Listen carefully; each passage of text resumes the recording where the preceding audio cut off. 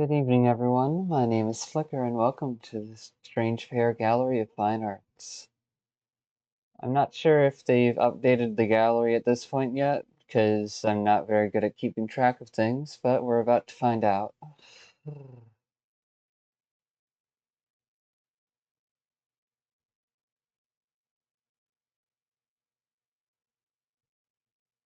Considering there's something new on the roof, I'd say, yeah, they definitely updated it with new art.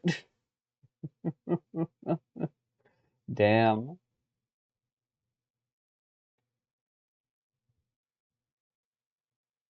Oh.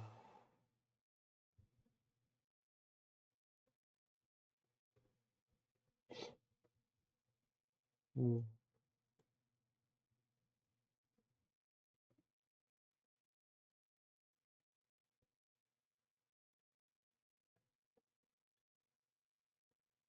The gemstone. Hmm.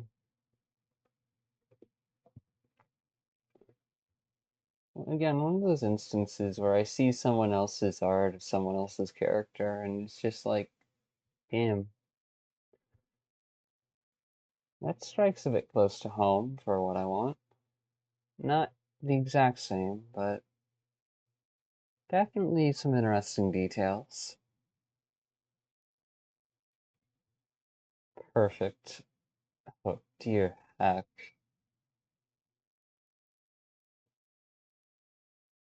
How many images have been blended together here? Were they even blended together, or are they layers in an art project?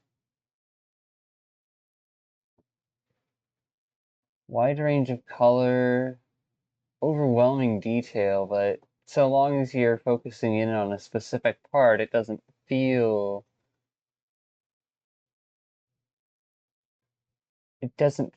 like there's too much.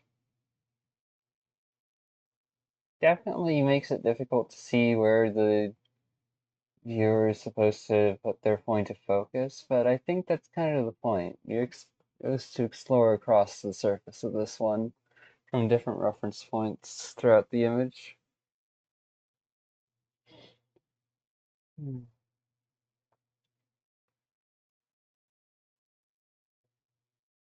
Oh, nice. Limbus Company.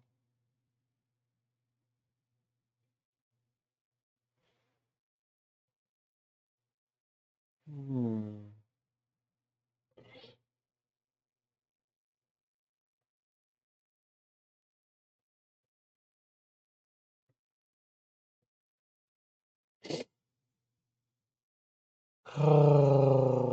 Trying to remember what character that is. They look cool.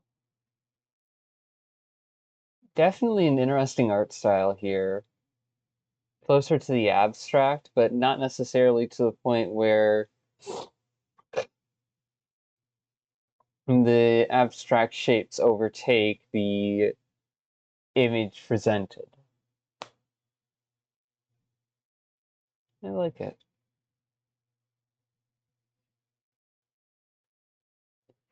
I see this artist again. Painted Dimensions. If I remember right from the time they were highlighted in the gallery, their art is how they express their sense of self and explore it. I'd say it's rather beautiful how they play with color and contrast. They definitely know what color range they're comfortable with and how they want to use it for every piece of art. Honestly, I'm kind of jealous of all the people who make art and post it here. I'm gonna be real.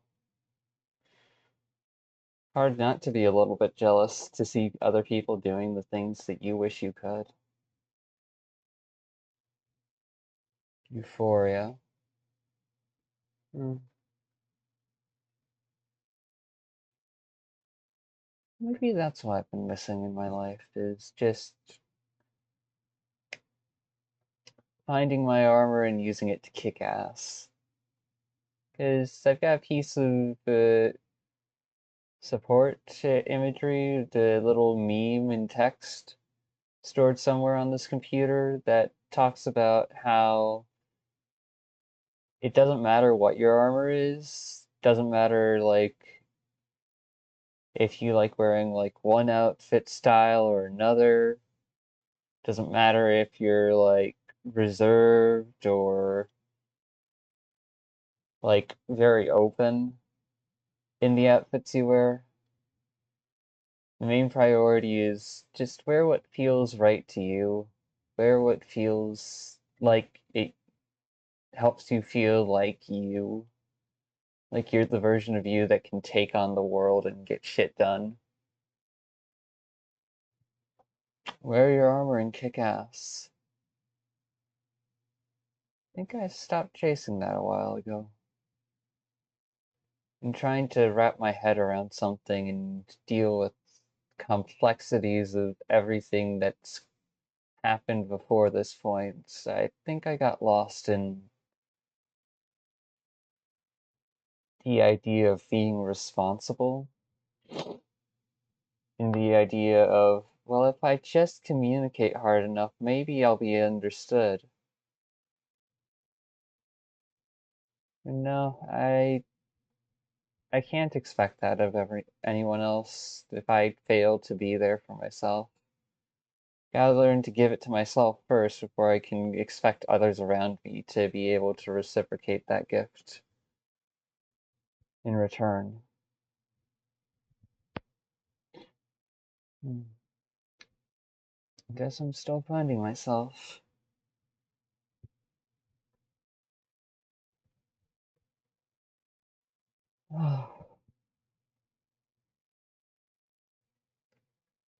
Hmm.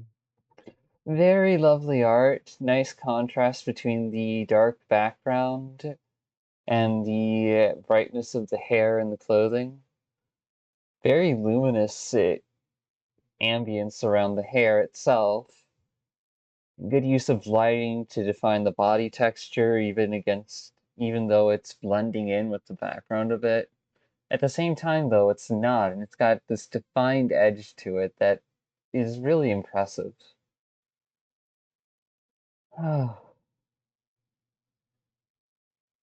As per usual, something to aspire to. Math that kills dragons. Nice to see Pear's art here. And it's fun to see how people change, how they incorporate new insights and parts of themselves into the work they make. Because this feels like it has weight to it.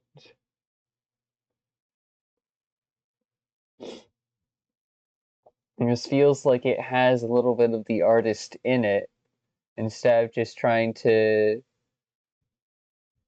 mimic things. It's got its own little silliness that gives it meaning.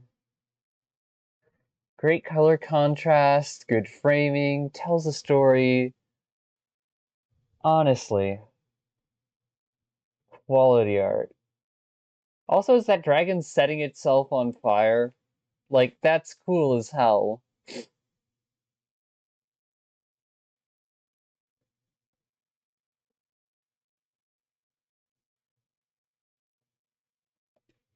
Hmm. Tried to protect itself with its tail. That didn't quite work out. Oh, just hella fucking cool. Also, I'm a big fan of seeing like staffs and brooms and swords and other things that are not supposed to be fucking like surfboards, skateboards, hoverboards being used as forms of transport. It just scratches an itch of, oh fucking hell yeah. Let's get cool with this shit.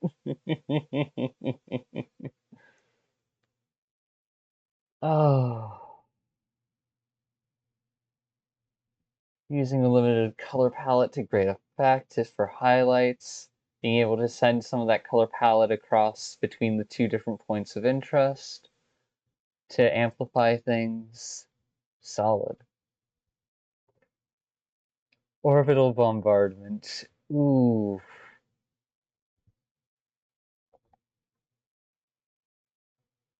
Ooh, using the force of using their own projectiles against them by redirecting the force and making sure that the momentum is preserved, if not amplified.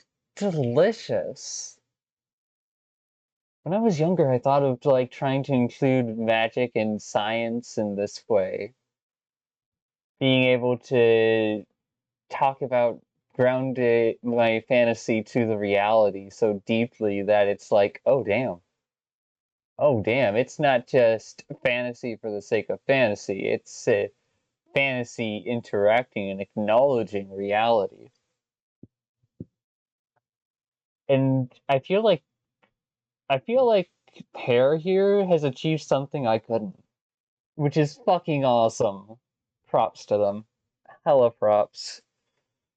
Also, blue, purple, and yellow. Delicious. Let me see. Colors that play in here is red, orange, yellow, and purple with a little bit of pink in the shoes.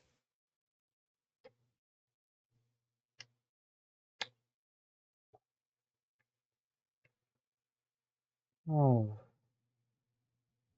Death guaranteed. Now that's a solid impact. The question is, how are you going to make sure that dragon head with its fire turning doesn't still wrap around quickly enough to take you down? You gonna jump off that staff and have it get itself airborne while you dodge that flame, or are you gonna be doing something else, like running along the length of the dragon's neck? Oh, I'm left to wonder. I'm left to wonder. If I were to go for If I were to interpret this based around the color wheel thing that I'm working on, here, let me just find it real quick.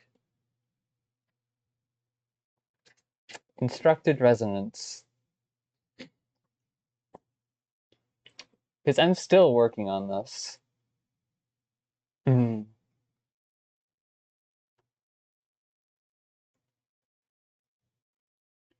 There we go.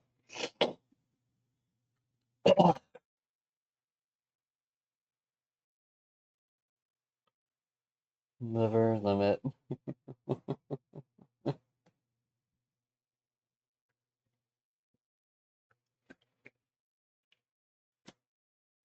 Hmm.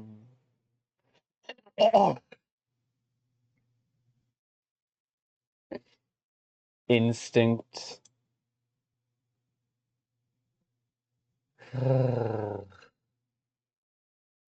Passion and energy being cut short by time and scale being focused into a single attack, piercing through it by someone covered in.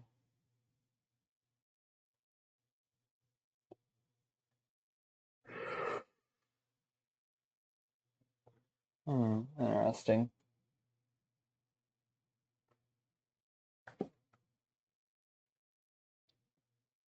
Marks of decay and eldritch. Using hope and desire. Desire.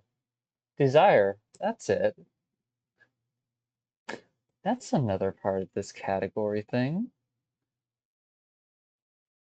Desire is a drug. Hmm.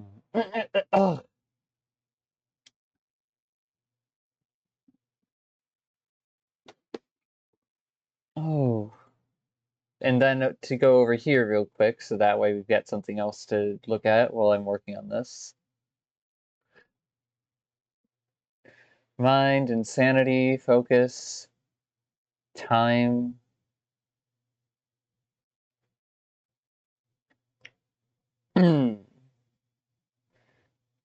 Projecting will and desire out upon the world through an understanding of physics and reality.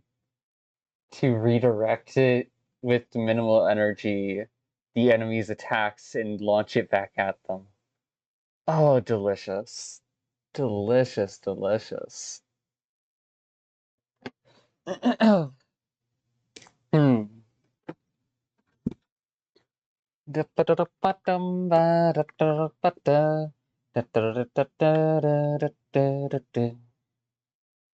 Kidney, drug, desire. Because each of those can act like a filter for what happens and what doesn't.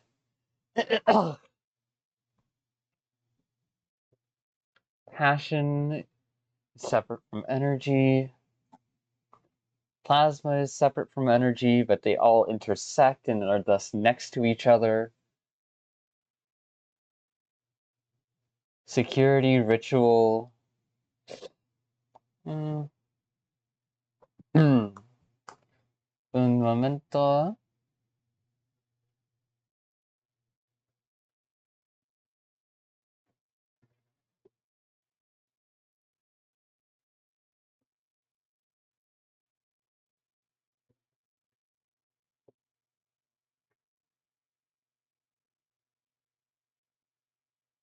Desire between passion and decay. Yeah, immediately, yeah. That just fits so well.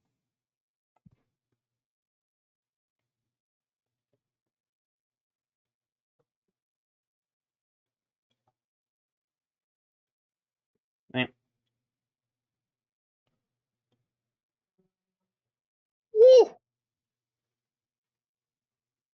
Now that's fitting as hell.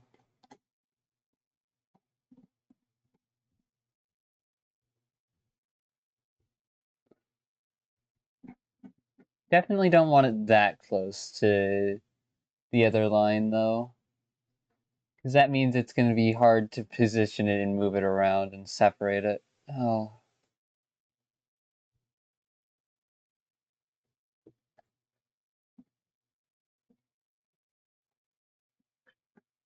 Hmm. A universe where God is irrelevant and meaning builds itself, with desire being a reference point. Because you can have a desire for something, but fail to have enough passion, energy behind that desire in order to carry it through into action.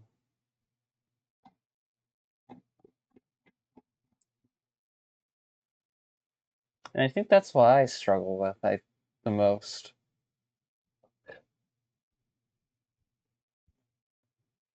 Because I'm confused about what I want.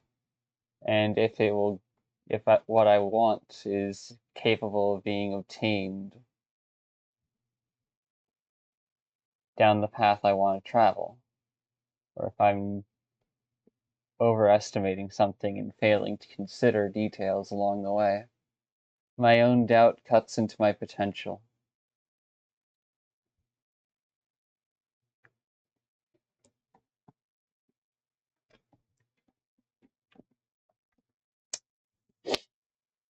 Mm.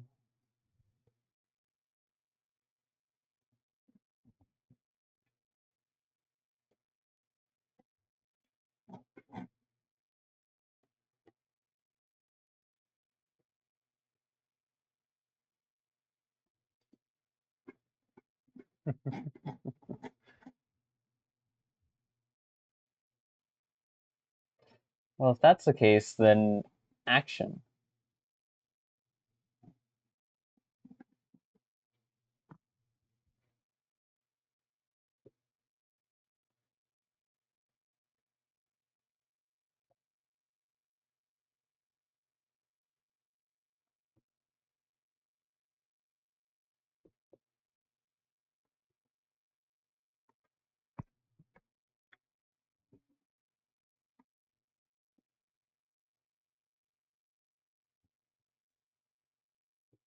Oh. And just so that way it's not just me drawing for an entire half hour. A late night, a paste closed. Ooh, monochrome with a bit of color mixed in. Definitely some soft shading here. Can't tell if they're trying to go for...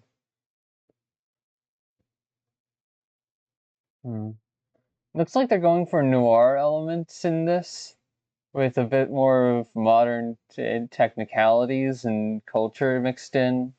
I like how the hair goes over the horns. That's something I need to work on in considering how I draw characters and whatnot. The the lighting at the base of this lamp here, solid. All the way up to here, solid, along with the perspective. Same for the magnifying glass. And the coat looks like a coat. Feels like the medium you're using makes it difficult to lay out the reflection details of more metallic objects, especially when they're at odd angles that are difficult. Because it feels like you've got a flat line here going across the canvas for the lighting. It's trying to aim this light at these papers, which honestly, great setup and scene positioning, but it's also trying to match that line with the curved line and how the horizon line with how the eyes and the head are positioned. And that's creating some contrast that keeps the two from being on feeling like they're part of the same angle. Well, feeling like they're part of the same. I hate it when the brain does that, where it's like you can see the thing, you can see how you want to draw it, but then it oversimplifies it down to a different reference point, a different angle, just so that way it's easier to comprehend and translate into drawing. Honestly, at that point, that's a limitation of practice and otherwise, not necessarily intention or passion. hmm.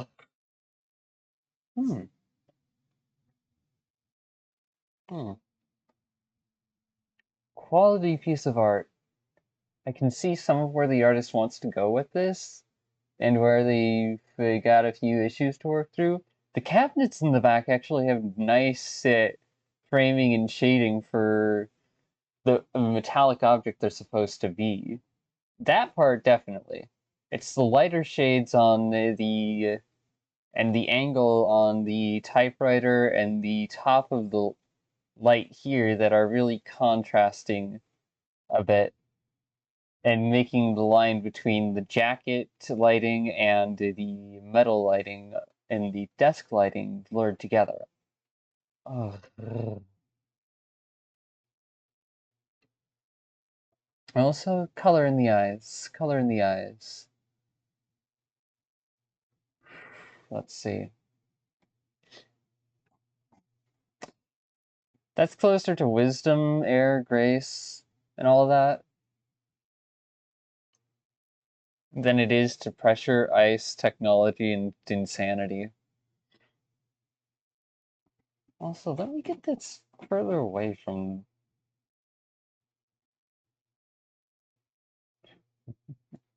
Let me get this further away from that black dot there, that reference point.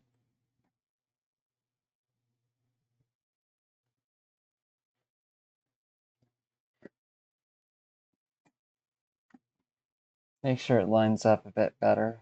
Ah!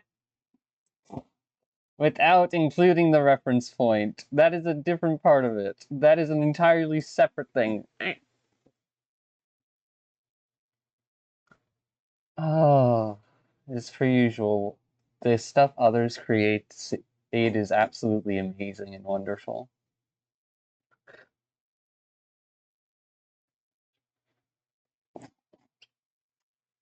Hmm.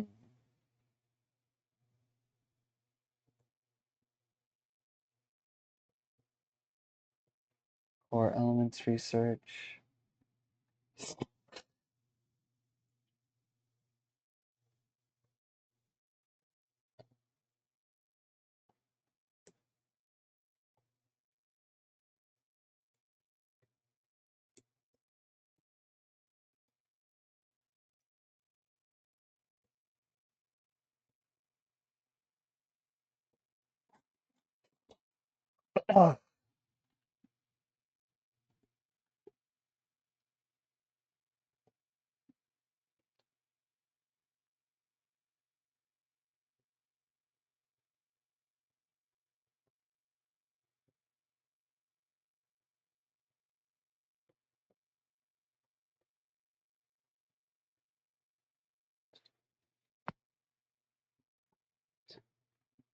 What's your little dot there?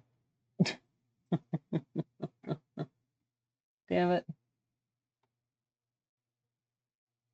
Oh,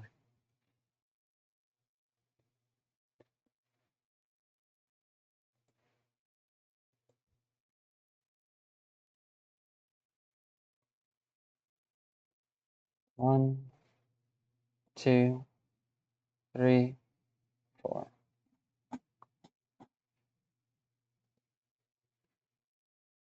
Core elements research. Pack it away for now.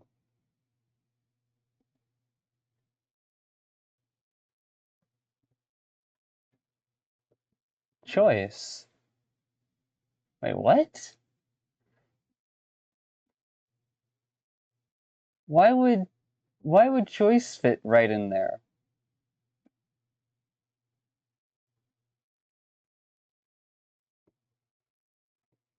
Hmm.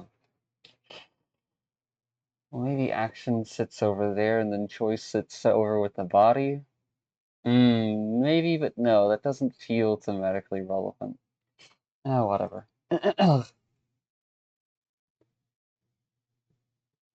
Roman vampire honeymoon. Aww. Gay, homosexual, gay. Glad to see a healthy and happy relationship between two people. It's very lovely. Also, the scrapbook and collage presentation of this, really interesting choice. Gives it a bit more weight in the, hey, these two characters really have put this together themselves and had these moments between them. Hmm.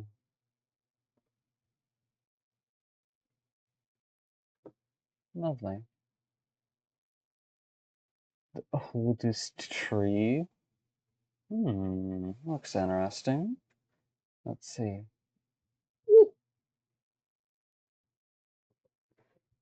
Using imagery of a Wendigo, and blending it with the Fae and non-human anatomy, biology.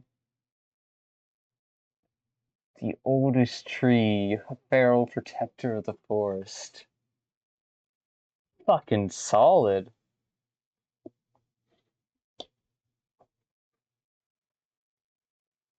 Now that could just be me as a plant lady with her own forest being like, ooh, I vibe with this. Passion, instinct, mutation. Instinct throughout most of the painting. Time leading into the background. Passion covering the body and being the highlight. And then mutation being a source of magical energy from within that allows for an operation of scale that's completely different to what was there before.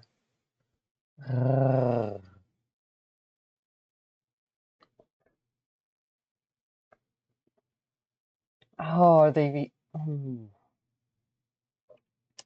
are they being lit by like wild light, or is it something more man-made? I'm left to wonder. I'm left to wonder.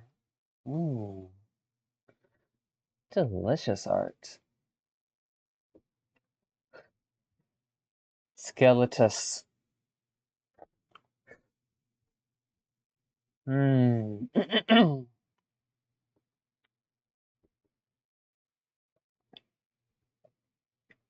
Oh,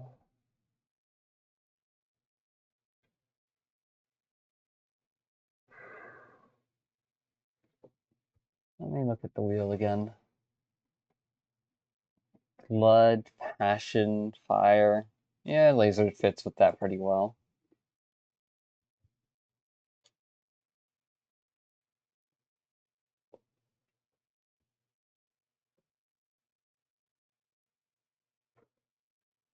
Oh.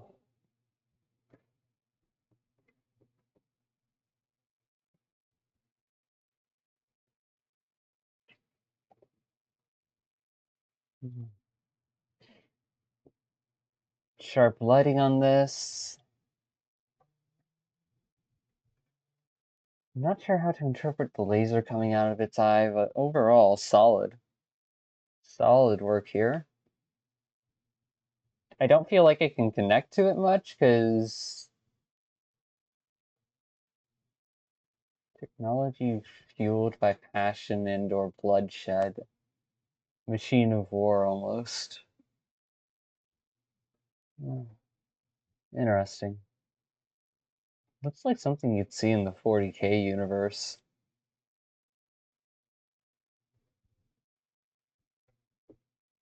Entropy. Fucking damn. Decay, war, brutalism. The dull tones of all the colors incorporated still, yet they're still not monotone. Showing that last ounce of life still bleeding through. The moment right before something dies. Impressive.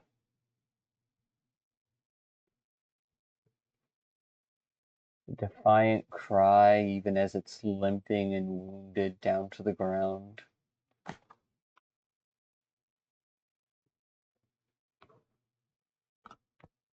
Oh.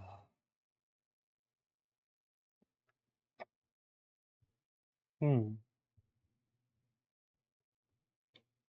Yeah, people communicate with their actions and choices just as much as they do with their words and intentions.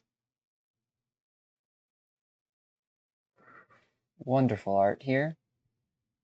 Spring doesn't last. Procreate, digital illustration. Oh.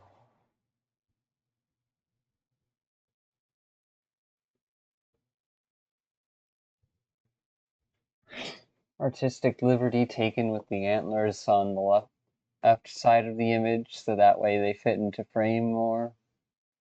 I'm willing to bet there are deer and creatures like that who have antlers that aren't symmetrical. Lovely lighting.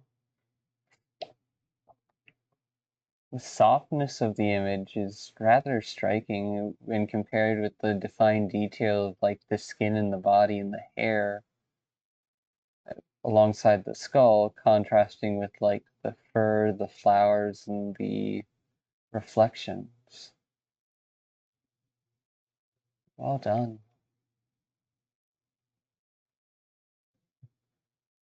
It's like I'm seeing one of the Fae mourn a part of the forest that's finally laid itself to rest.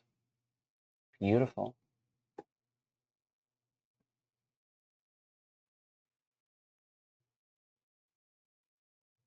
No return.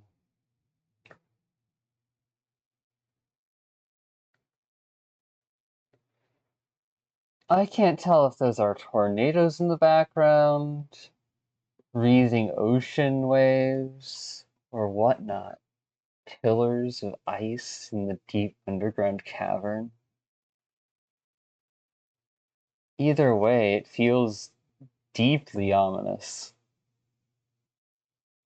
Like you're looking into a depth that you may not have any return from. And that is amplified by the way the sea crashes against a rock as the primary focal point of the image. The darkness of time.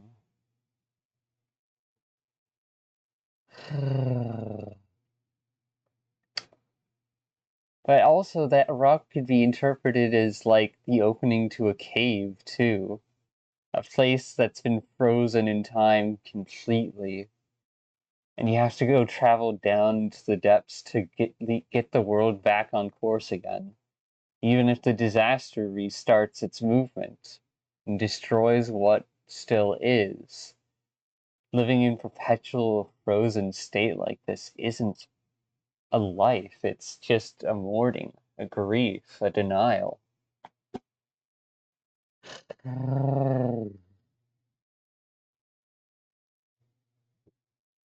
Pretend. Projecting images and creatures upon the blue sky while you lie down on the grass. Imagination really is a wonderful thing, isn't it?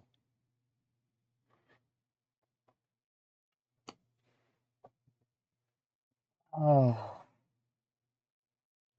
whoa. Acrylic on canvas. It shows. Wait,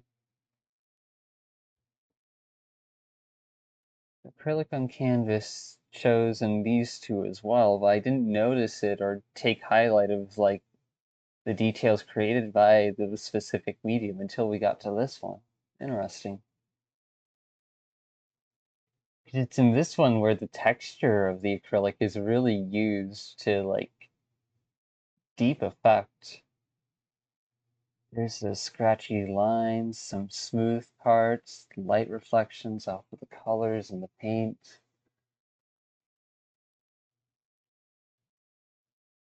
That fish looks like it's underwater, but at the same time it looks like it's moving over to surface too. Its head poking out of the water a little bit. Viewer looking at their own hand.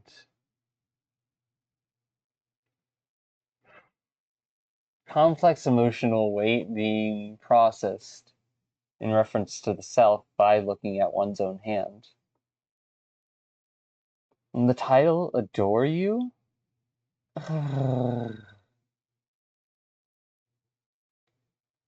That really brings the whole scene together.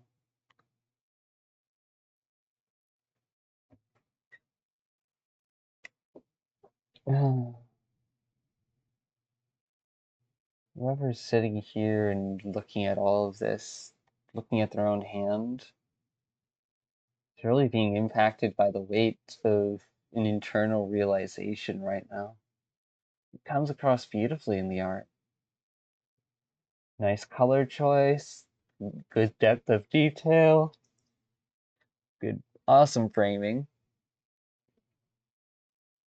I like how they've got their tag on each of their art, but they're willing to position it out of the way so as to preserve like the core of the image rather than putting it right at the center. Oh. Leaving an artist mark on your work without obscuring the work itself is a rather difficult thing, honestly. Still haven't figured it out. Only once again, brambles. This this is heavy.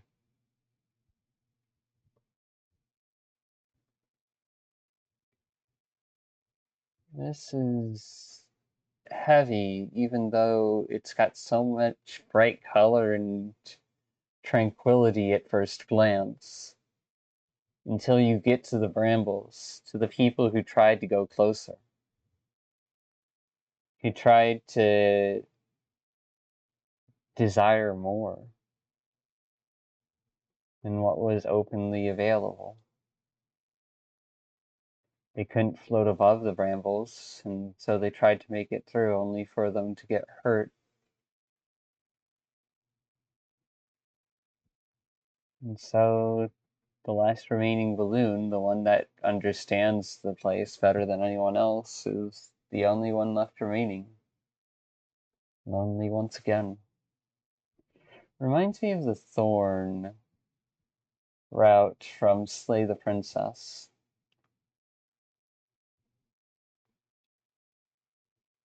Something beautiful, something presented and available, And so long as you don't harm it, you're fine. But if you seek to go close to it without clearly understanding the depth of what sits there, if you don't have a steady hand, a firm will, and a clear intention, you're gonna get hurt.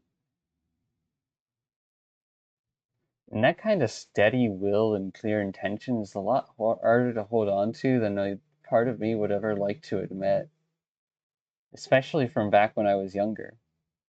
Because I once tried to build my identity off of how I could connect with people, how I could understand them and be a space that could listen to their problems. But at some point along the way, I got so prideful about it that I lost the ability to stay present, to stay connected consistently.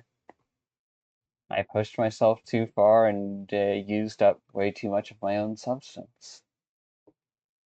And so that's a dead dream. That's a dead desire. To be able to clear the brambles from people's lives and let them reconnect with others around them without having them rely on me. And I think it's that idea of them relying on me that's really, really caused that deep, subversive pride. Wonderful art, lovely contrast, great color choice.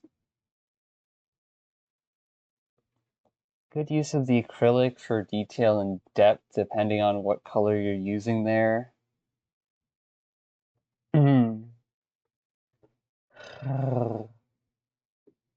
Test me. That clown does not look happy. Looks stressed out and like, God damn it, I have to do this again.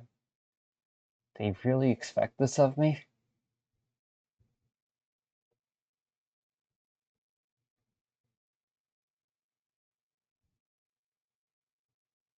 There's a sense of grief on that face.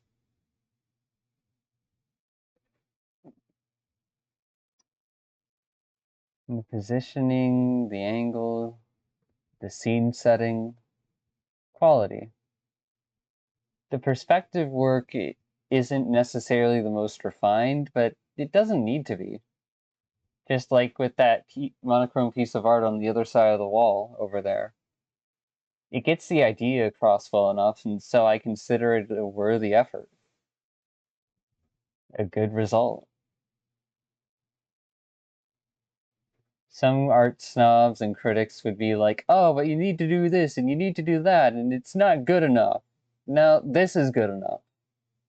This is good enough because it gets the idea and passion across. It doesn't need to be perfect. I'm just glad there are people still trying to make art and express themselves through it.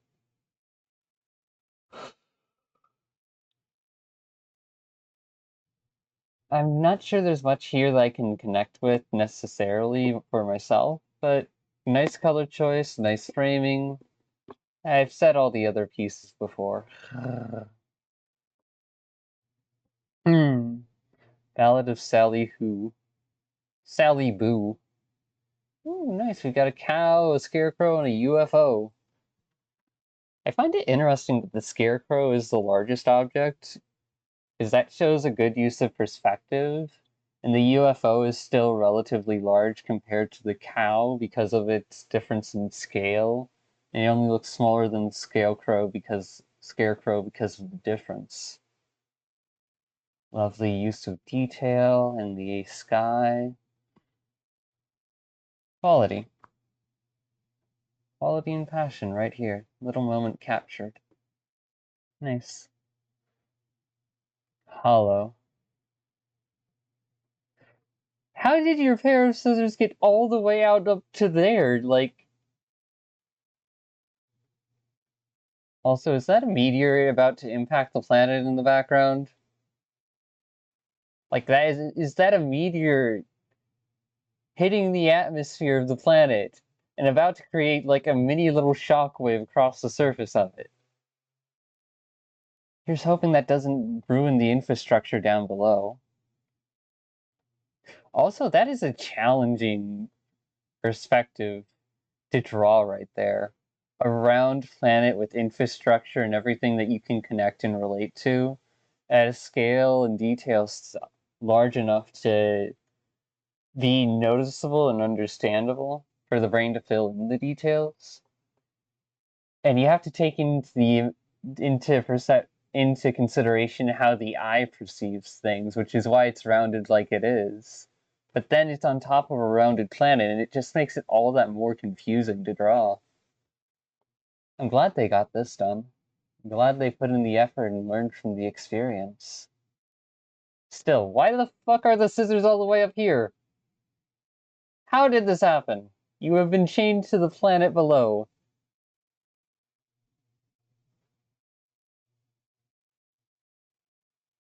Is that even? Yeah, no, it looks like it's part of the planet below, so I am deeply confused. Solid art, though. Solid art. Ooh, this feels like another one that's using the acrylic to great effect. Cafe in the rain. An umbrella outside, some nice perspective work. Set the tone inside and externally. Sometimes I'm left to wonder just how long it takes for each painting that people do. Each piece of art. But sometimes it's better off that we don't know that. So that way we don't judge it as, oh, it only took this much effort from you, or damn, this artist is more impressive. Because that can be a thing that happens when you get statistics involved, and it's not necessarily great for an artistic community. Which is why I'm just happy to see the basic details like this. Oh.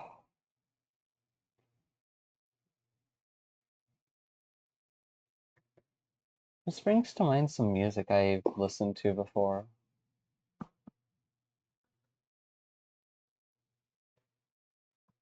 Rainy cafe or coffee shop, the jazz. Dun, dun, dun, dun,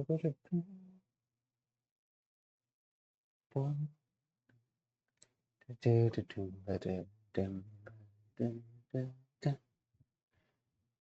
dun. Good.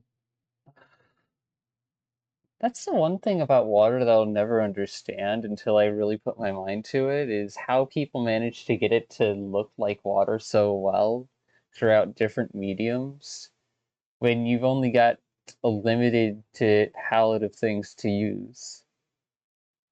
To wrap your head around the clarity that's involved in the clarity of light and shadow and everything between and beyond, be able to depict it in art like that as just drops on a window, that's something I've still got to learn.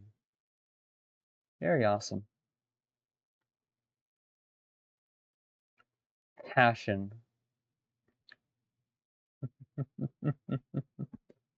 Yeah, that really is what it's like sometimes to create as an artist. To be out in a cold, unforgiving wilderness and to making the effort to scavenge what materials you can together to make a bonfire and let your passion and your skill be seen for what it is, to let it burn unhindered. Even if that means breaking through art blocks or limitations and understandings. Many will look on and admire, but few will actually be able to approach the flame that you yourself created. Because to do so would require acknowledging the skill and depth needed in order to sit next to that fire instead of trying to steal a chunk off into the wilderness for yourself. Many observe, but few to actually touch. I love how they use the acrylic for the flames here, because in so many ways it captures that blend between fire and water in concept. Like, sure, there can be blue flames that wrap around and from when a fire is burning bright. But blue also sits with next to cold and the water and the mind, wisdom and insanity, technology and ice. Very pretty.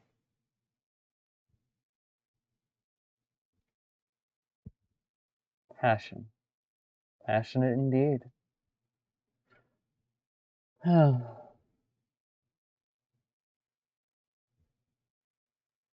Nice to see this one again.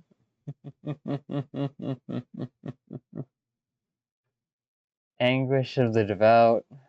Don't really have anything more to say about that one since I've seen it before. Hermit of the Eighth. Eighth.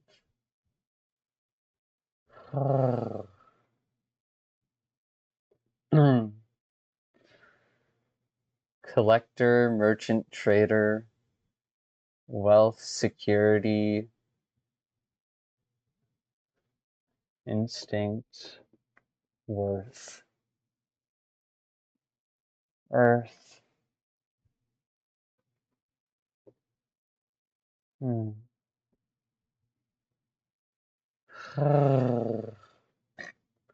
Blood of the earth.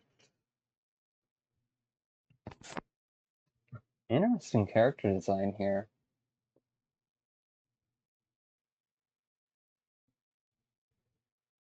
Nice lighting.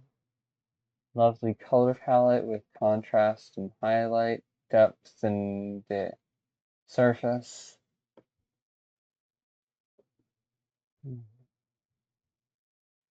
Stuff like this is the kind of stuff that's gonna end up living in my head rent-free without me realizing. Ah, good old 40K salamander. Fucking damn.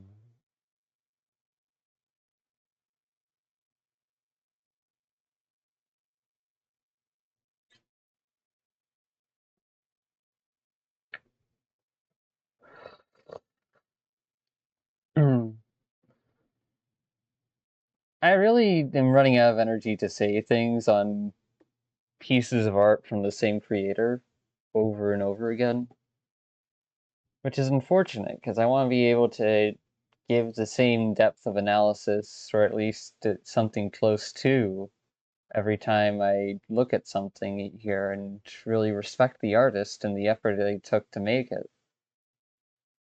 At the same time, I am limited and low energy, unfortunately.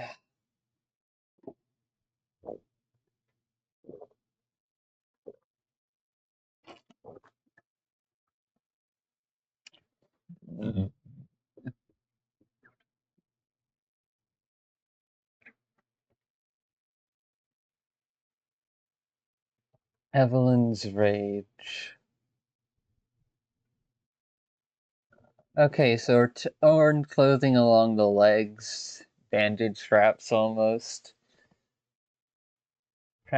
Skin tight, so once it's torn, it's like it's digging into the flesh a little bit. That level of detail is interesting, because it requires an understanding of how the skin reacts to pressure, even if just in the basic artistic sense. Lovely lighting. Is it happening during an eclipse, or is that a black hole sun on the horizon? Dark, grim. If I'm looking at this right, the character's face seems to be in some kind of grief or sorrow. A little bit of anger and frustration mixed in there. Hidden behind the shoulder shows a depth of vulnerability.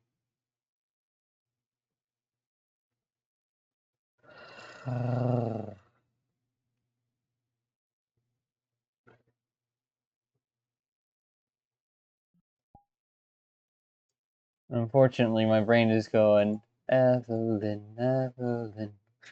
There's a song titled that and it's stuck in my head. As she loses herself, the girl she used to be remains above, patiently waiting for her to return. Ooh. I'm losing my mind. I'm left to wonder how she went about the order and layering of all these details here. Like, was there just the dark general shape sketched out and outlined with early on, and then the layers of detail with higher contrast and brightness being added on slowly, bit by bit, jumping from one detail to the next? Or was it something closer to the opposite, or somewhere in between? It's always interesting. There's a level of grief and despair right here that is frustratingly relatable.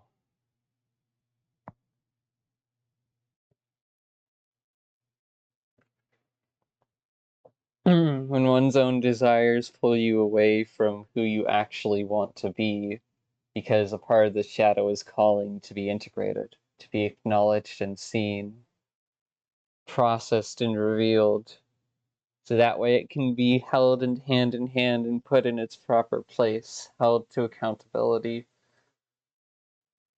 and become a part of the self again. Oh.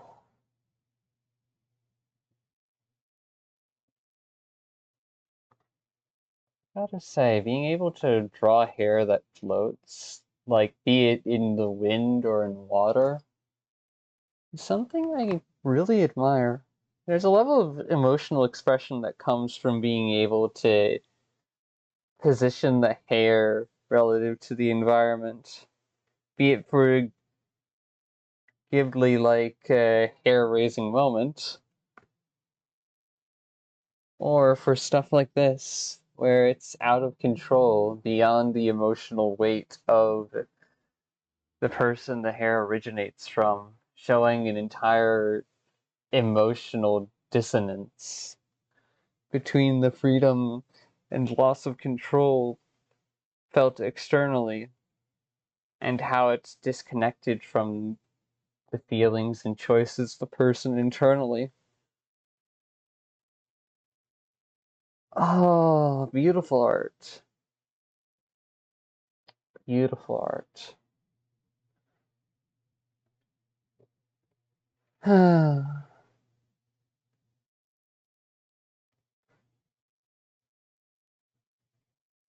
The only way out is down. I'm down.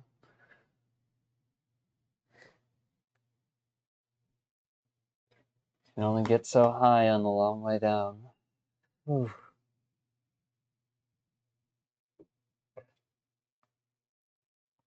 Castle of the Pine Witch.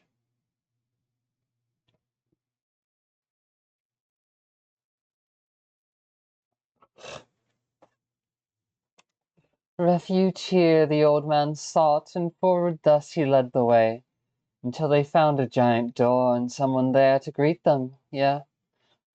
A woman with a glowing face, in pine cones clad, in fur and spruce. She wished to know why they were here, and thus herself did introduce as Pine which I am hither known. Introduce. As pine which I am hither known. Fucking beautiful. Oh, the edging border being a combination of trees and dragon imagery, especially with the trees merging into the dragon imagery up top and being used for flame.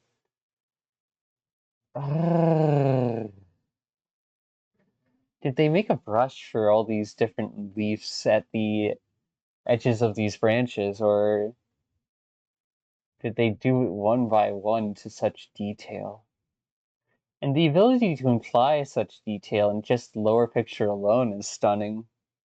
This is kind of art style I want to go for. Maybe not to the same degree of accuracy to the age and period it originates from, but the aesthetics of branch and leaf, nature and rune. Nature, rune, ruin, foliage, and otherwise. Beautiful art. Definitely would say, as a plant lady myself, I'm not gonna have a castle. If I'm gonna have anything close to it, it's gonna be a manor, and that's not gonna be a part of the forest most people get to access. Pontiff. Crouton CDR.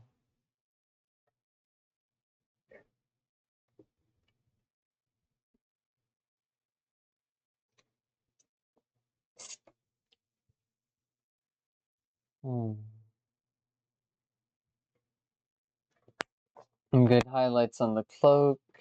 Great use of shading along the body and other details. Enough to wonder what the runic circle halo is behind their head.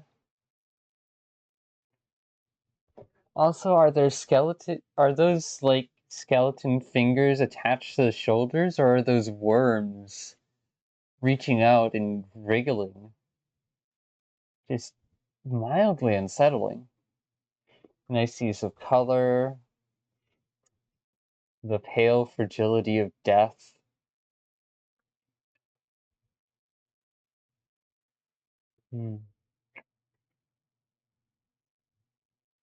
That's funny. From dark skin to light skin, tan and damn,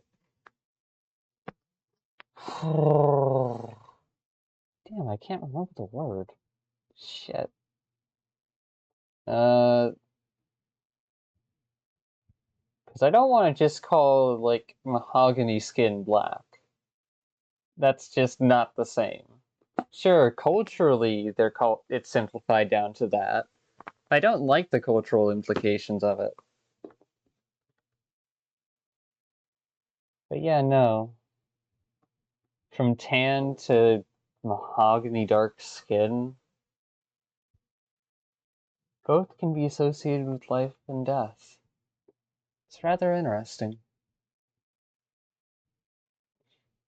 Red rabbit.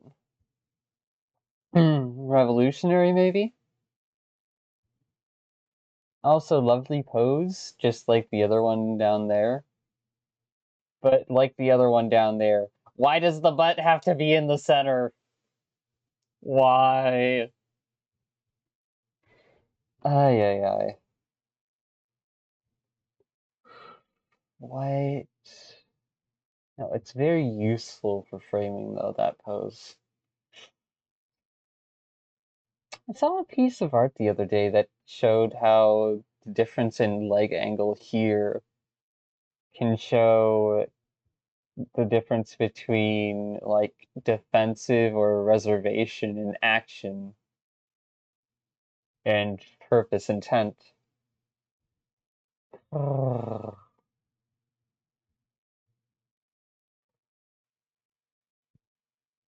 Passion, earth, instinct, security, bone, ghost of scale and tree branches, on feet, feet of stability and time, hoping for security. Self-reverberation. Self-reverberation. Also, just to double check. Yeah, no, that one's by pair and that one's by pair. Okay, good. So I didn't misjudge there on who the artist was. Hmm. Just because something looks similar to one artist that I already know of does not mean that it's necessarily by the same person. It could just be a similar style and space of expression. Now this is rather ominous, all things considered. The way they're bound and constrained by the suit they wear, the way that those voices echo into ears immediately attached to the mask, it's like someone punishing themselves and yelling at themselves, like all the internalized influences from throughout their life have just been put on a repeating loop forever and ever and ever and ever. And they believe they deserve it. They think this is growth. They think this is security and stability. But it's self-confinement, it's self-erasure. It's done out of an instinct for familiarity and comfort, for stability.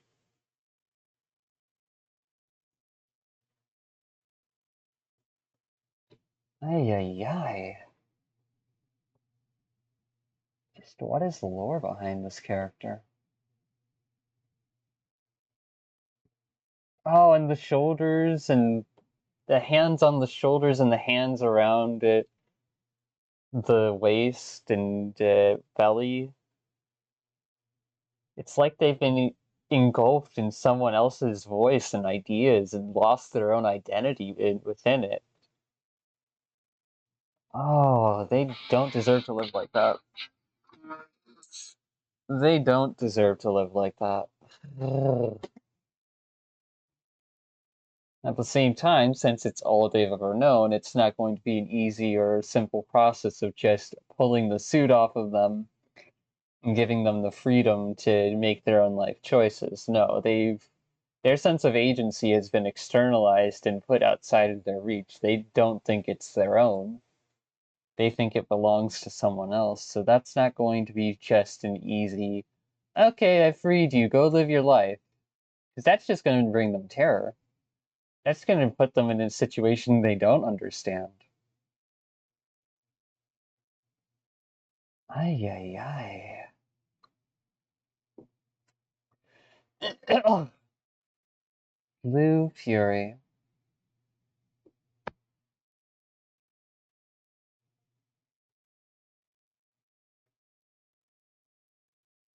Photography, eh? Hmm.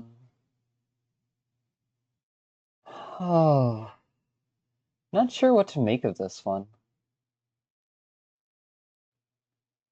Definitely a deep form of self-expression going on here.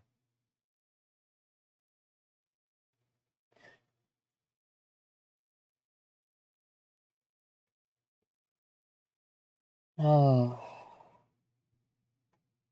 I wish I could see a little bit more off the top to be able to see this as more of a symbol rather than simply a time lapse, a frozen piece of blurred moments together.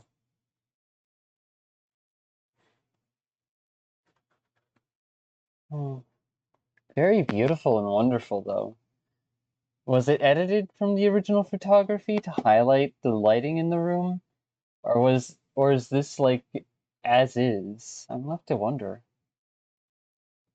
Because he definitely got a quality that seems almost painterly like with the wisps of light throughout the image.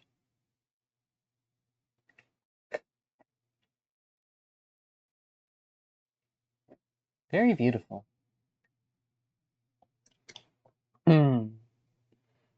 Dog tagged.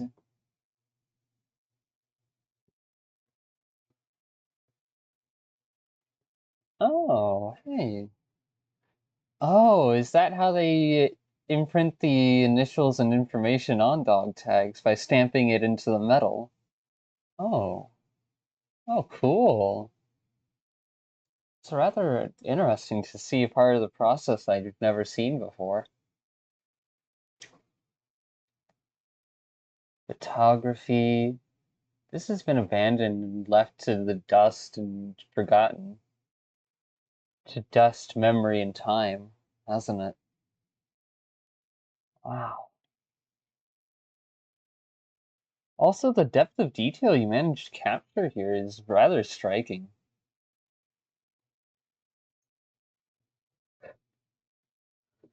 Well done.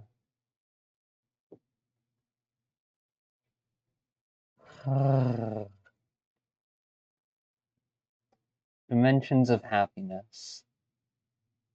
For someone who lives inside of books and stories and the world between words and how these scenes play out in their own head as they're immersed in the experiences of other characters and people, yeah, that would be dimensions of happiness. That would be an entire multiverse to travel through.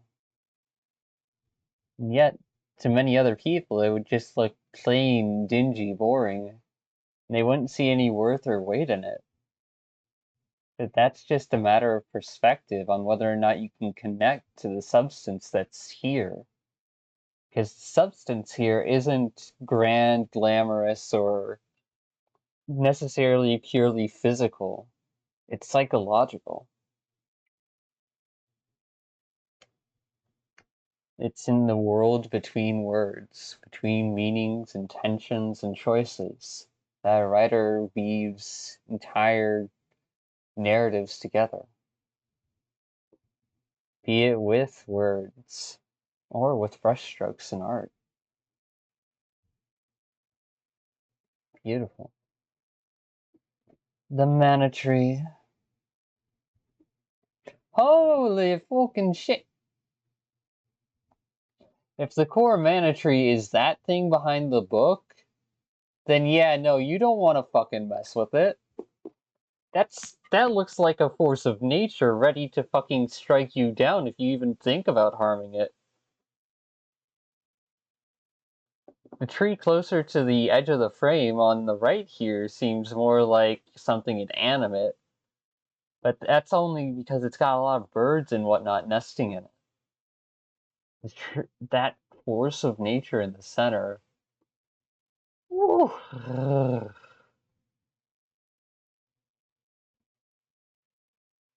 Warped beyond just being a piece of wood into crystallized essence.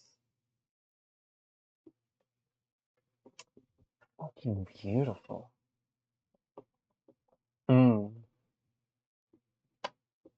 Part of me wishes I could read that book, but that's not the scale of detail to be put here.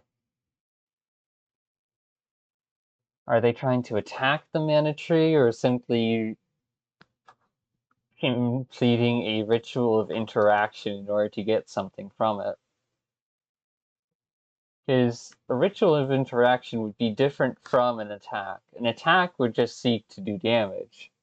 A ritual of interaction would know how to direct things that would attack or do damage into specific locations where they would have mutually beneficial reactions instead.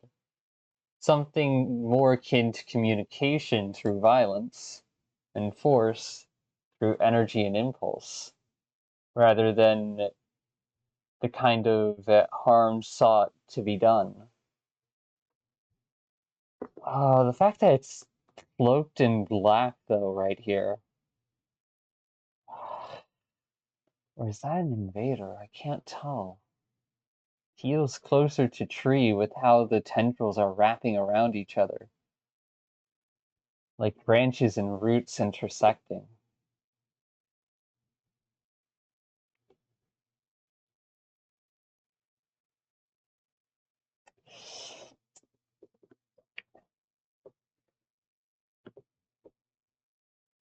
The depth of time with how darkened and grounded it is. It's seen and weathered a whole bunch of things. Adapted so as to absorb it all to prolong itself, instead of simply reflecting it all away.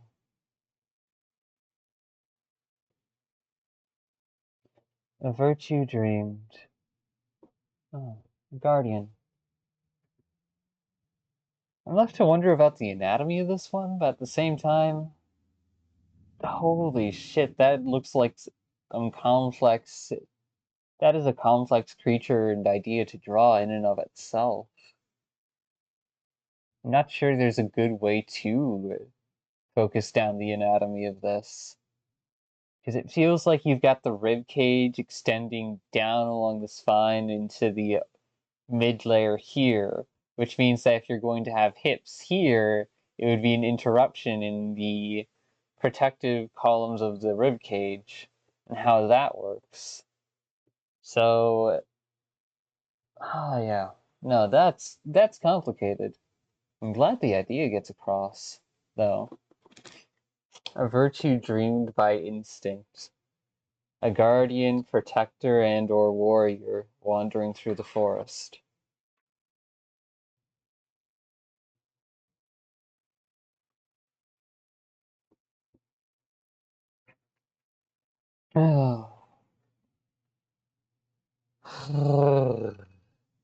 This month's second floor solo exhibition features the work of Garlexander. Garlex is a multidisciplinary artist with academic backgrounds in art, architecture, and design, whose work explores fantasy, symbolism, and the human spirit through his creations. The solo exhibition features two defining series: The Sacred Pigeons, Guardians of Hope, Time, Profound Significance, and Spiritual Meaning, alongside Woman in a Life, a tribute to exceptionally rare women whose presence, character, and connection leave an eternal impact. Damn. Ooh,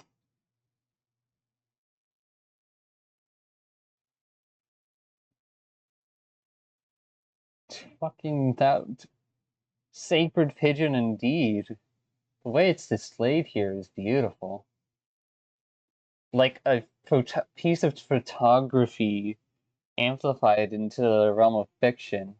The highlights brought to an almost holy or divine level, and the backdrop changed from that of a cityscape into something more fantastical, more wild and free. Good use of highlight, color contrast. The shading around the edge of the bird is really what helps distinguish it against the background, alongside like how vibrant the background color is next to those feathers. And you've got all the scratches and the positioning on the foreground right here where, damn, wonderful, wonderful level of detail. How long did that take you?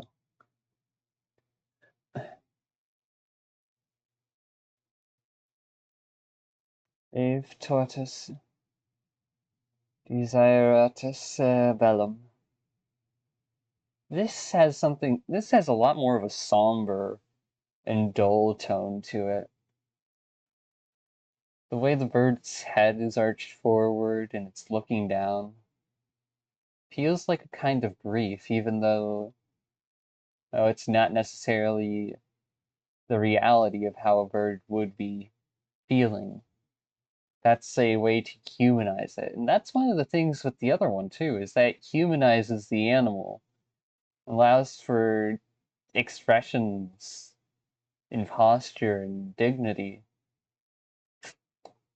that are recognizable to the viewer. Oh, this edges on monotone and dull territory, but there's still the color of the bones, the beak, the claws, what they're resting on, the background, and everything. It's very heavy. Like all the life got sucked out of the moment in grief. Beautiful art. Avi guapo. Desire desiderus equilibrium. Perched on one leg. Looks like there's fabric off to the left, a piece of wood maybe underneath, or is that also feather? No, feather's got more detail to it. That's a piece of wood. Dark stone. Oh, a firm facial features there. Clear instinct and awareness. Sense of dignity. There's a playfulness in the positioning of that one. There's a grief and weight with the bowed head of this one. There's a dignity and pride in this one. Also, it's got a band around its foot. I wonder if it's being tracked. Oh, or if it's someone's familiar or pet. Beautiful art. Lovely detail work, as per usual already. Peccata minuta. For a moment there, I thought this thing was a snake coiled up, but no, it's a bird. It's a bird. Oh, not a clear, focused, sharp intent in the eyes, but more like a general scared awareness and environmental scan here. Tucked in, but not necessarily settled, with how the plumage is sort of lifting off of the bird's body, like it's been ruffled up and spooked a bit. It doesn't feel big. It feels like it needs to stay aware of its surroundings in order to survive and not be hunted down. Observing you through one eye in caution, curiosity, but not necessarily favor. More hesitation and defense. Lovely color choice and detail work here.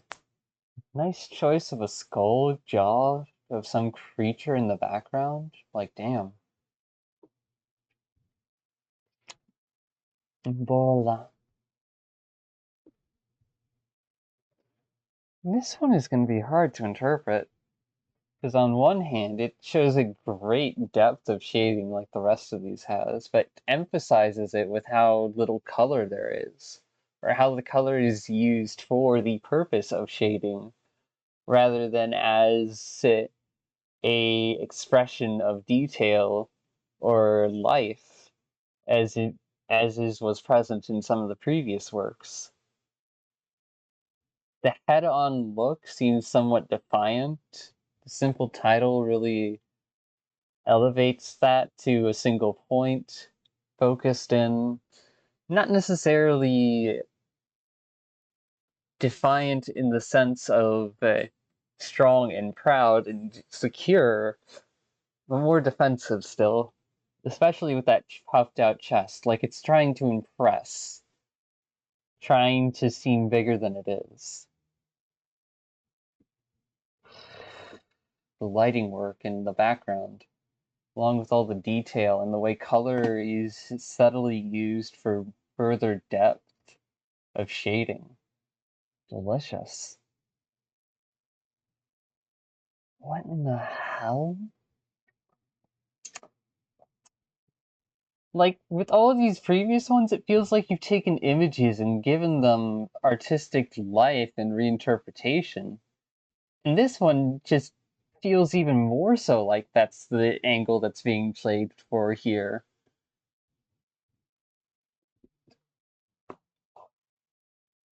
That bird is riled. It is puffed up and saying, "Hold your horses. Don't you dare come closer." Either that or it's presenting a performance of some kind. For a moment there, when I looked at this, I thought for a split second it was like a real image.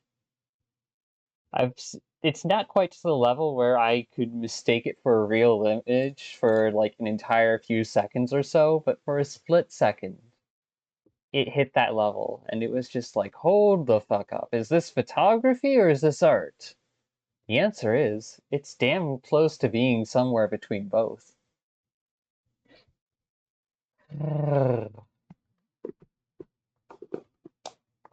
The ability to imply detail is one skill set. The ability to express and show detail in your art is the other end of the spectrum. It's equivalent opposite, and both have their uses in art. It just depends on how much time you're willing to take, because it's not that this level of detail is necessarily 100% difficult in terms of skill. Rather, it's difficult in terms of the time taken just to pull it off. That's, I think, the main thing that impresses me with almost all of these works so far for this exhibition. It's just how much time they must have poured in to get this like this. How many times have they tried and failed to make pieces of art like this? How long have they been at this? This feels like something made by someone who's in their 60s and has spent a good chunk of their life making art, even if it wasn't their primary focus or drive.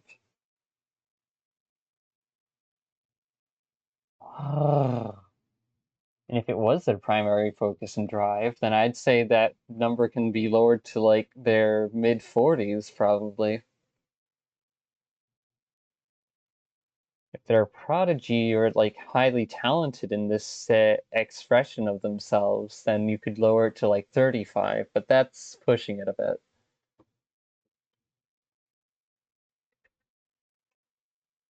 Because at that point, they need to be doing this like full time to be any lower than that. And it said they were a multimedia artist, so this can't be the only way they express their art. Acrylic on canvas. Acrylic? All of these have been acrylic? Damn. Just damn. Really putting the medium to great use and great effect here. Very impressive. Rather than the medium being just another substance through which the art is created, it's used to imply details and forms through different kinds of brushes and focuses that just amplify what the artist intends to put there with the medium rather than just adding the medium as the layer on top of it. It multiplies. Also, depth of detail on these feathers and wings, on the implications, and oh. Now, this artist has a solid range between implying detail and viscerally showing it enough to where the brain fills in the gaps for the parts that are highlighted, for the parts that are detail heavy. Their brush stroke and the work they use here really does just multiply what they pull off. Great use of monochrome. Still, I can't tell if there's any color in this.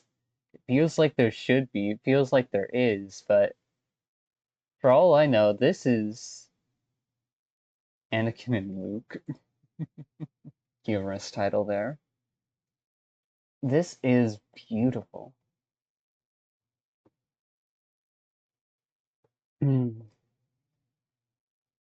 Stress balls.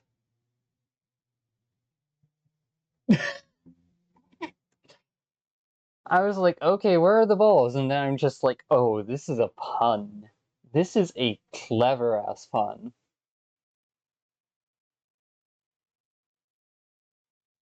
Oh, to go to a banquet, a gathering, a gala, a ball, and have it just be a source of stress that constrains and kills you on the inside. Wonderful reinterpretation. Absolutely wonderful.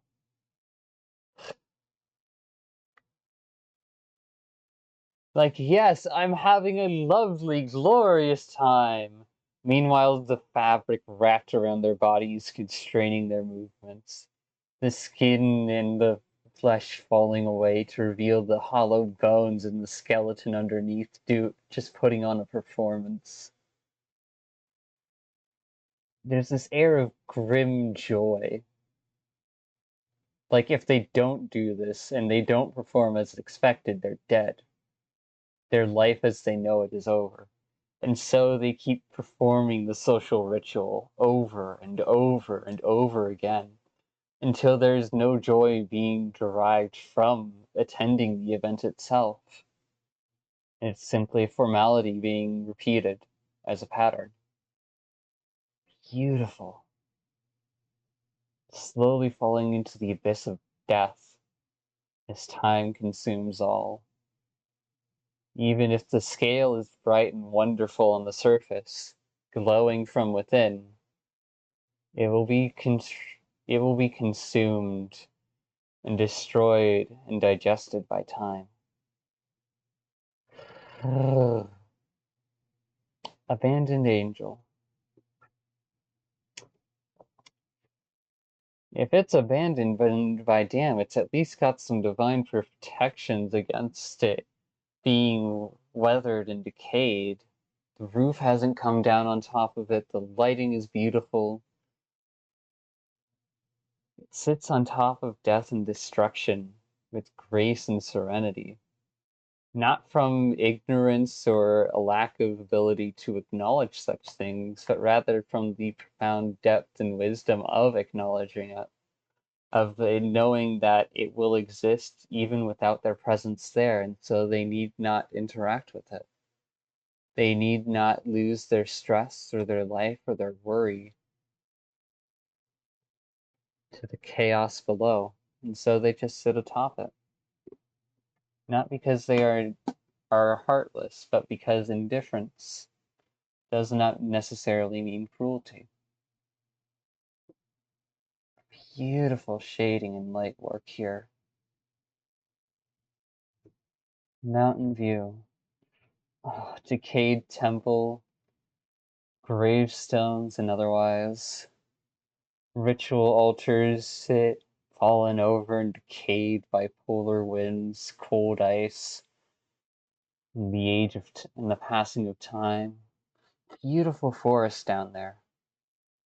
Place of sanctum and worship, now decayed into just being a place of ruin and forgotten history. The kind of place where spirits would linger and then maybe float out into the open air, rising into the sky to join their ancestors. Be it as the northern lights or as something else. The mist and fog. Beautiful color choice, great scene layout, nice color contrast and lighting. It feels mythic and feels mythic in a fantastical way, but not in the way of living fantasy, but dead fantasy. The ruins of rituals and icons and ideas that once thrived amongst people. And now all we have left are the traces of such concepts imprinting themselves upon reality through the hands of people who were willing to devote themselves to those concepts.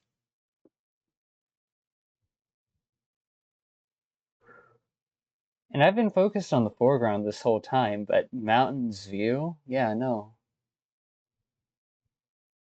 They are majestic. I think that's the reason why I was able to focus on the foreground so much, is because they are just mountains. Not inspiring peaks and awe-filling chasms laid bare before you to swallow you whole, nor distant structures and looming figures meant to suppress you. No, these are just generally benign, neutral, and indifferent mountains.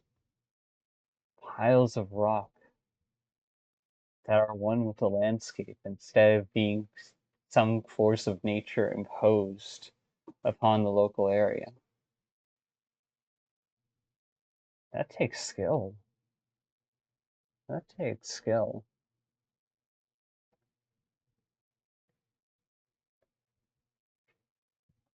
Her Grace. I have a feeling I'm gonna have a really hard time giving any analysis, thoughts, or reactions to this entire line of things, because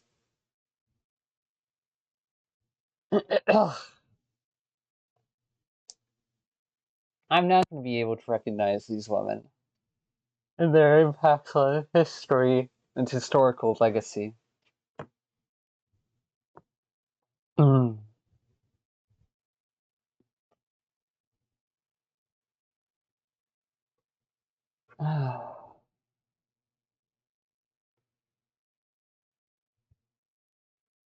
Hmm.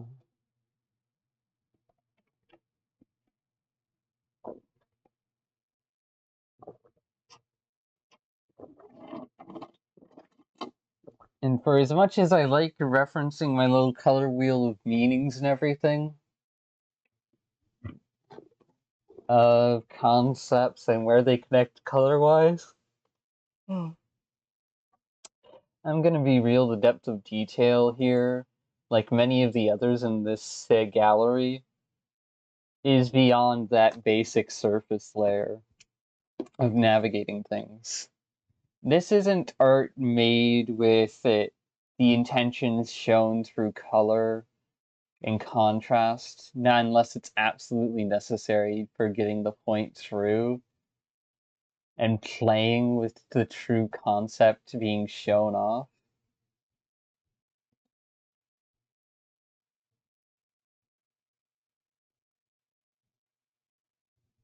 Sorry, my mouse cursor was not repositioning itself.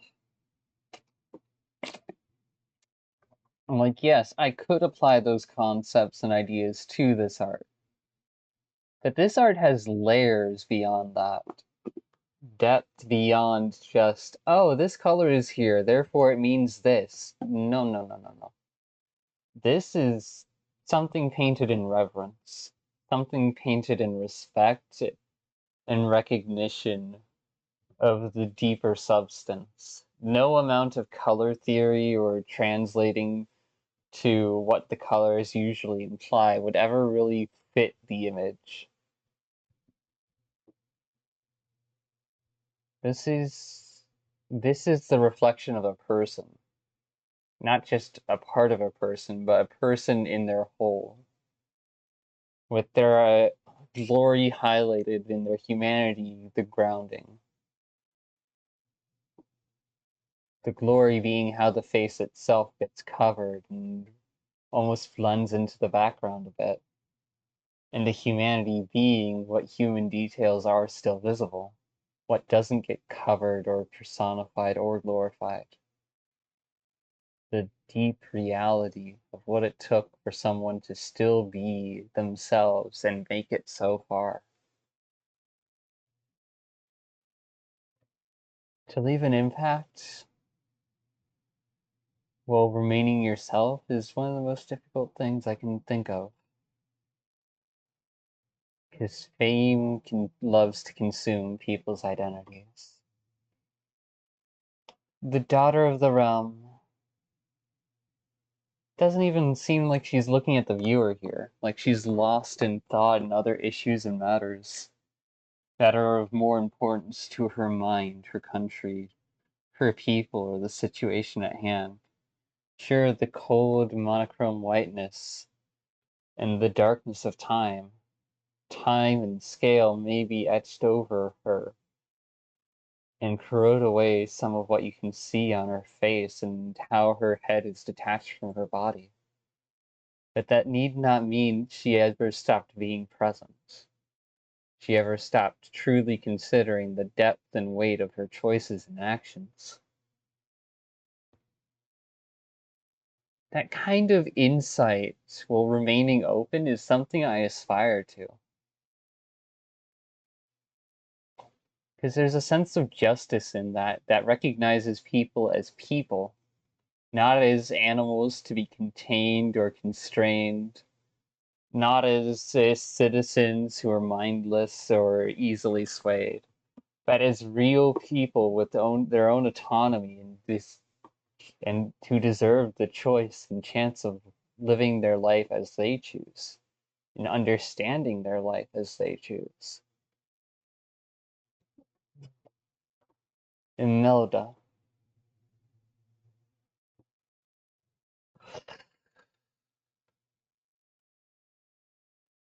feels like part of her face has already been taken with age, and what would usually cover that area has kind of fallen away to reveal the skull beneath. But yet she's still there in the other half of things. No matter how much age and time may take away her ability to be present, she's still sharp and aware. Maybe a bit stubborn, a bit grounded, and blunt. Who knows? There's a weight there that I don't know how to explain.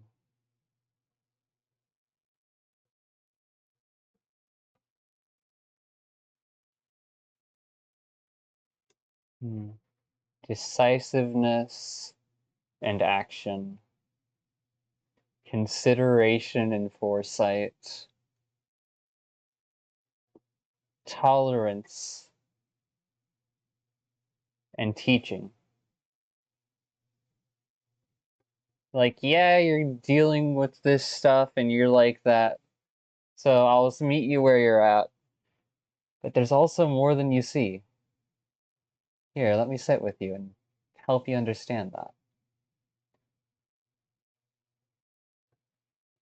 She would snap you out of your fantasy and bring you back to the grim but meaningful reality, I feel.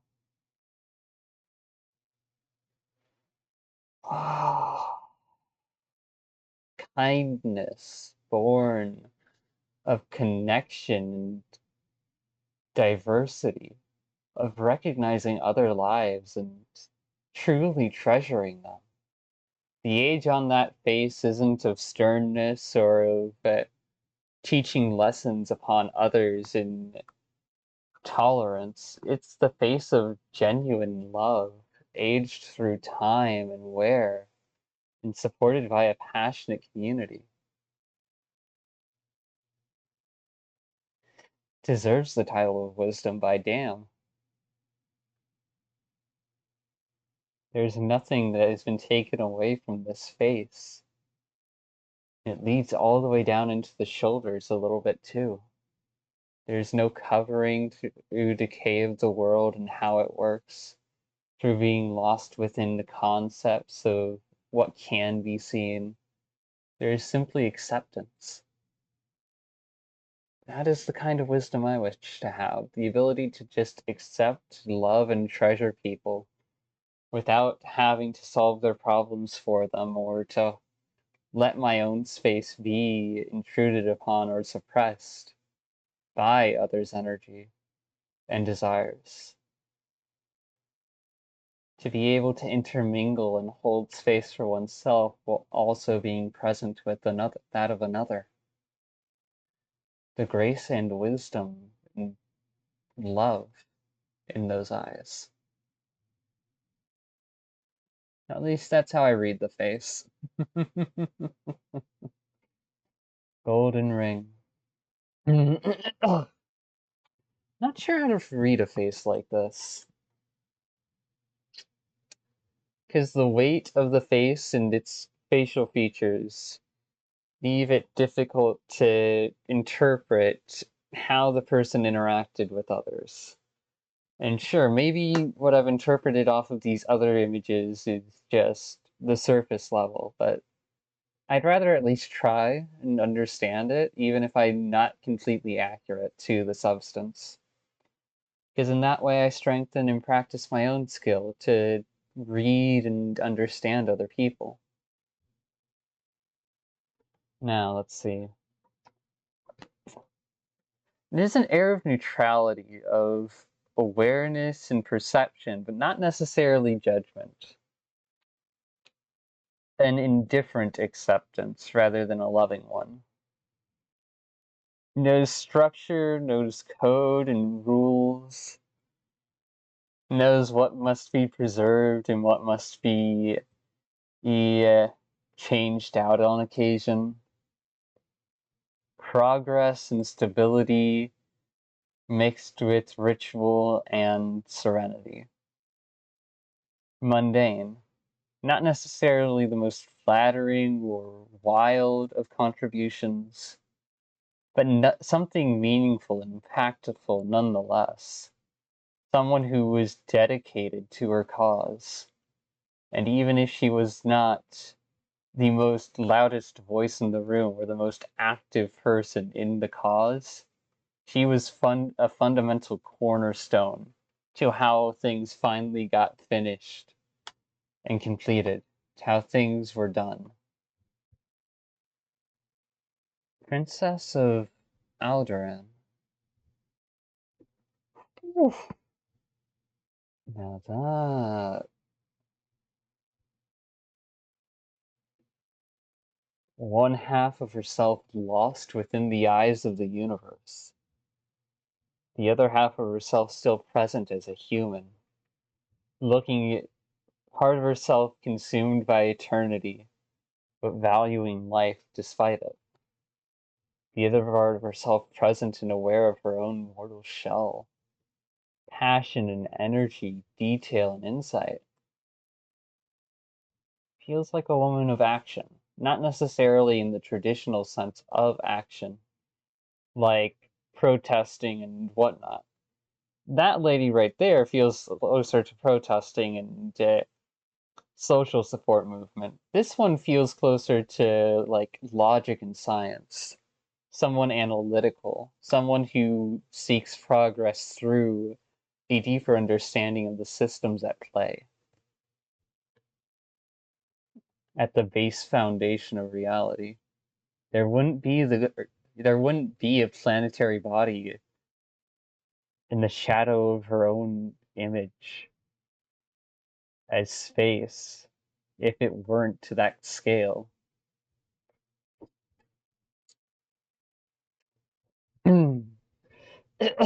The Eternal Guardian.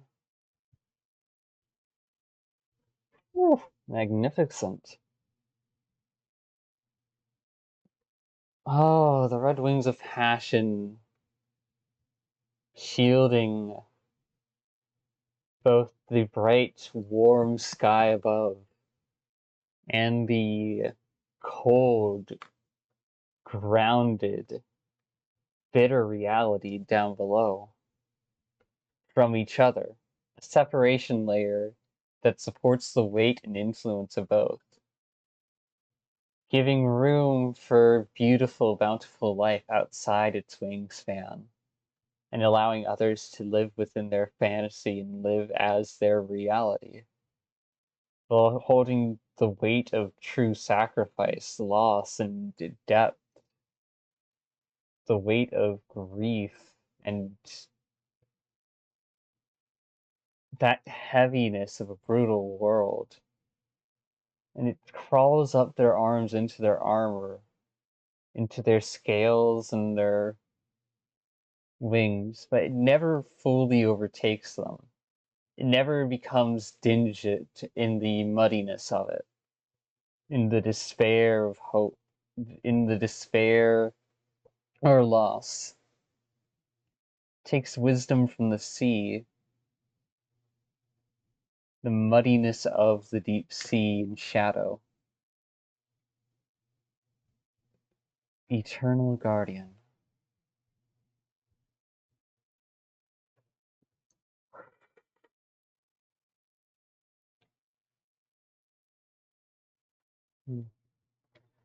I hope to one day earn such a title myself, without sacrificing my desires and passions either.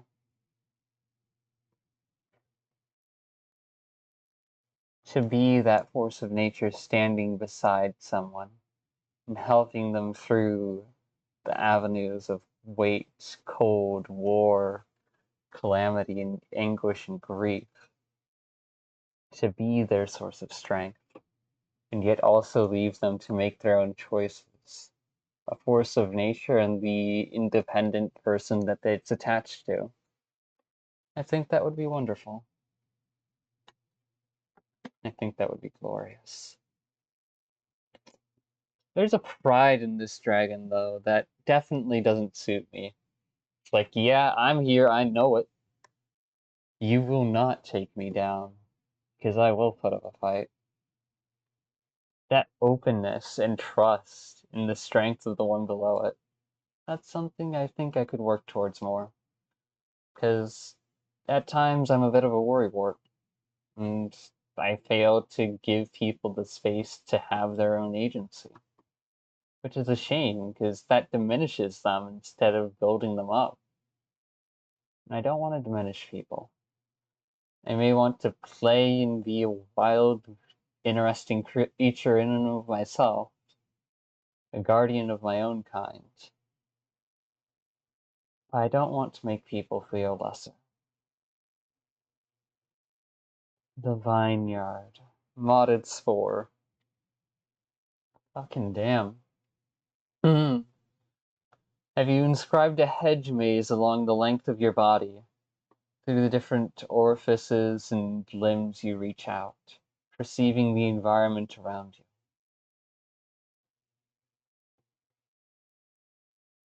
Does it spin to attack? Or does it just flail on the enemy? I'm left to wonder.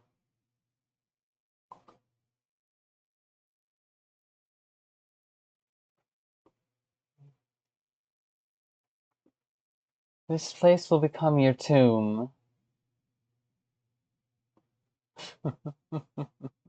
Sleep token. Sleep token. If it is to become my tomb, then let me die with honor.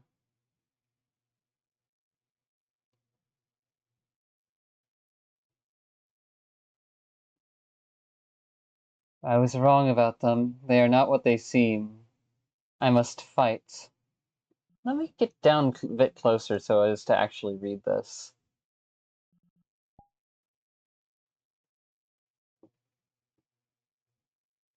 Their voice lured me to this place. With the promise of love and freedom, I had no choice. I wanted nothing more to be free from these demons that infected my mind and body. They said they could free me. Their voice was mesmerizing, their eyes hypnotic and touch erotic. I may be too far gone to save. I was wrong about them. They are not what they seem. I must fight. Delicious.